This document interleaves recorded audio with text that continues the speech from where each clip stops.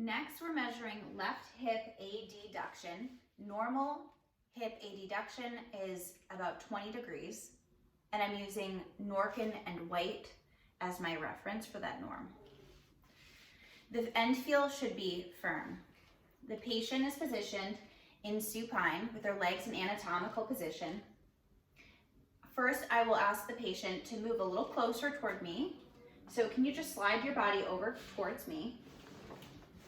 Good. And then I would ask the patient to place their arm on their trunk. Next, I'm going to have the patient move their leg away from me, or I can help them move their leg away so that we're creating space for this leg, the left leg, to move through ADDuction. So my instructions to the patient will be, can you please move this leg, this left leg, inward towards midline and beyond midline, as far as you can go. Good, and come back.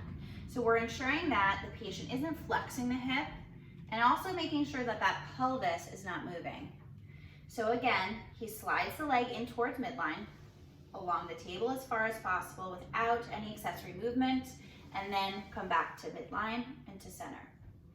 Next, I'm going to palpate for the ASIS. So I'm using the thenar eminence of my hands, and I'm palpating down along the pelvis.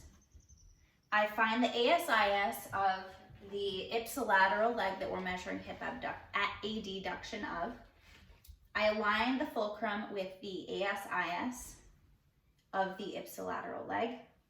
The stationary arm is aligned with the contralateral ASIS.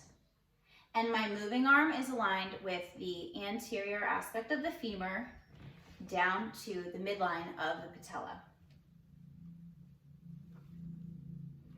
Now I'll ask the patient to move through ADDuction with the cues. Can you keep your legs straight and bring your leg toward midline?